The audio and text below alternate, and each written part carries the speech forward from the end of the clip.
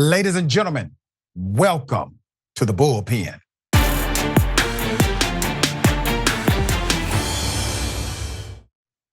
All right, in the Bullpen today, we have Mr.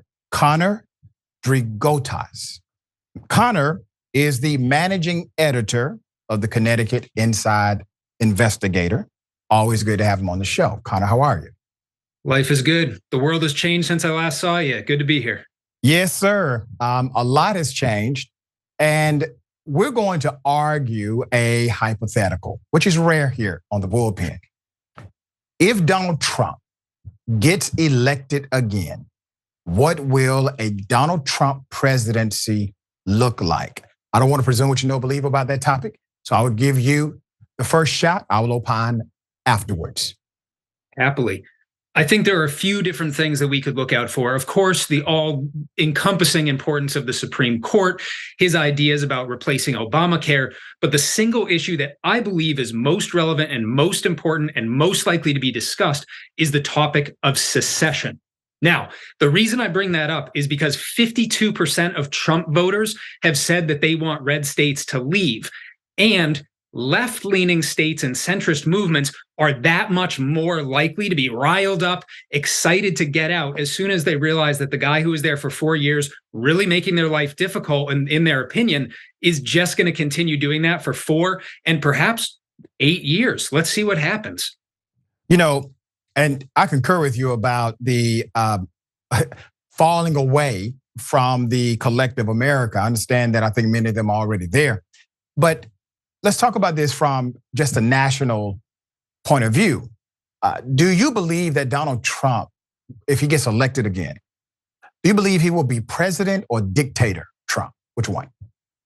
President. I'm an optimist. I really do believe in the institutions that we have. And more importantly, I believe in our communities and our states. Rarely do I come across a human being in this country who is not a critical thinker in some ways. Now, I think that a lot of times when we look at news, when we look at the headlines, that doesn't come through. I say that as a member of the news media, though I'm here in my individual capacity. There are a lot of people out there who are going to stand up for common sense all the time. But what about Trump? Would Trump stand up for common sense? So this is the issue. This is a fair distinction. Okay, the issue is this. When I say we, I mean the vast majority of Americans, we did not realize how fragile democracy actually was. We've always assumed it was chaotic. That's why Congress traditionally will have low approval ratings, right? Because of the chaos of politics. But the fragility of our democracy, meaning the vice president of the United States has to certify his own defeat. Now, some people will pose, well, that doesn't make any sense at all. And it doesn't. When the rule was implemented, the vice president, ironically, was the number 2 person in the overall vote count in America. And so the vice president was a political adversary of the president. They were not a team at that point, and that rule was established. Now, they are a ticket. They are together. If Pence would have not signed the electoral certification, we go into a constitutionally undefined territory. Never has that happened.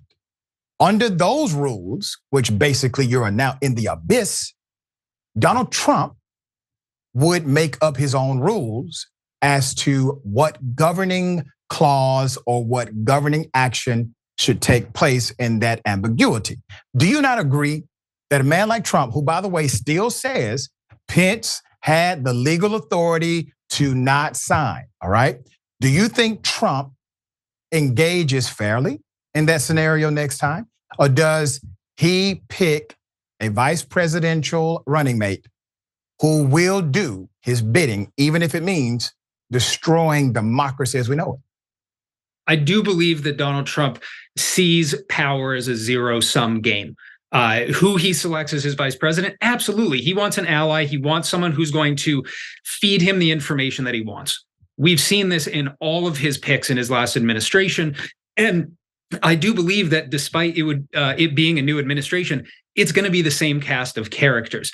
Again, I do have to take an optimistic point of view here, though, which is that the power ultimately rests with the people. Just power is derived from consent.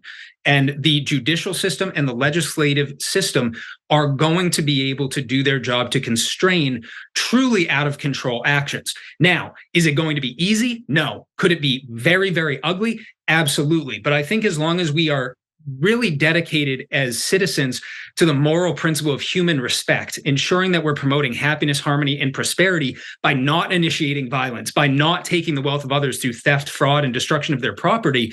I mean, this is the heart and soul of America. We can have an optimistic view, and we absolutely have, as citizens, not just the ability, but the right to put a check on power. And we absolutely have to do that. That's an individual responsibility. And we, quite frankly, can't look to government to do that at any level. I don't agree with that. The government takes my money. If the government takes my money, it's called taxation. They have to do a few things for me. Number one, protect my vote. Protect my vote. Because when I vote, that is a voice for me. It's a representative form of government. And I have expectations from anyone who gets money from me.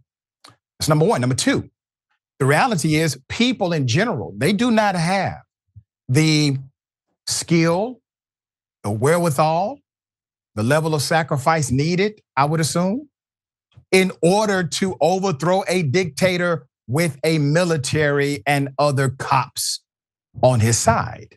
The problem with the scenario is that everyone knows, including yourself, that Donald Trump is likely bad for democracy, period.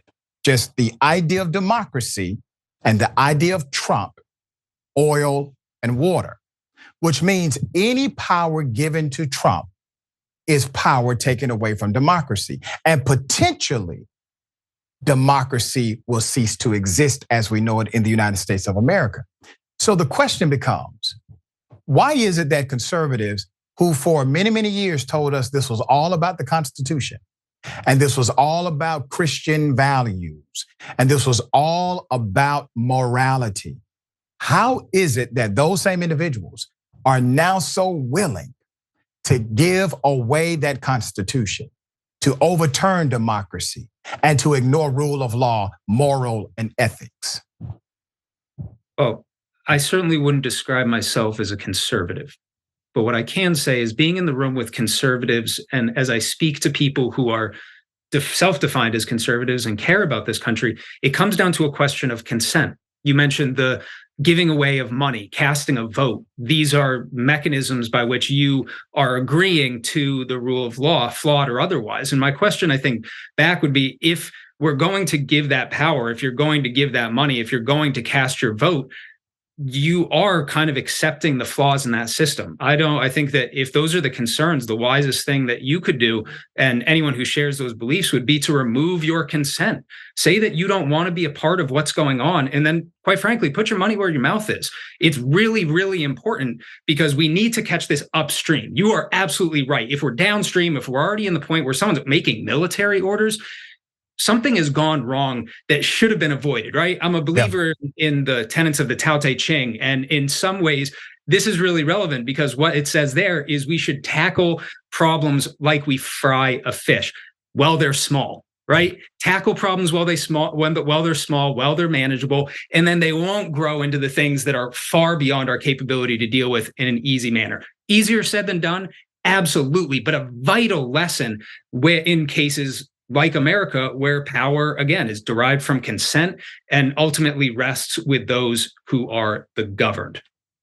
You know, I have a theory, a hypothesis. Somewhere in 1955, 1956, when our marketing apparatus in the United States of America became even more sophisticated and understood some psychological dynamics that the masses were unaware of at that time, we decided to create customers. We wanted to make people feel through advertising that they needed a particular product. They needed a particular brand. And after decades of this model, in the indoctrination that comes with that model, I believe it has permeated into our voting class to where now people are not thoughtfully selecting political leaders. They're purchasing brands through their vote. So Donald Trump becomes a brand. And his brand can do things that, let's say, Mitch McConnell cannot do, even though they may do the same thing. One person will be on brand, the other person will be off brand, and they will be judged based on their brand rather than the action itself. Do you not see a similar occurrence happening in the body politic today? In terms of the power that's emerging, or could you clarify? Well, in terms of how people are consuming political leadership, how people are supporting political leadership. For example, there was a time we could have policy debates. We're no longer having real policy debates. We're having personality debates because everything has de-evolved into a brand of sorts.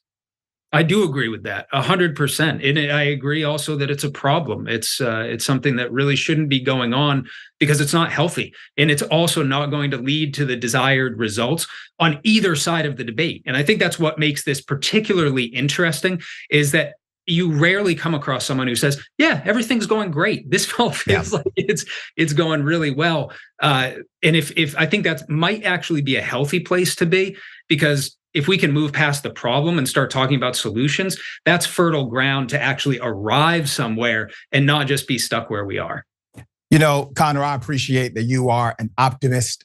I'm trying to get back to that place myself. I don't have as much faith as you do in some of the Trump supporters because I've seen what they can do, for example, January 6th, which could be a precursor to something else that they would like to do in the future. I believe our response was inadequate as a government and society. But I will let you get the last word. Trump presidency, good or bad for the American people, in your opinion? Bad. All right, there you have it. I appreciate you being on the show, Connor. I'll see you hopefully in the next few weeks, all right? Looking forward to it. Same here.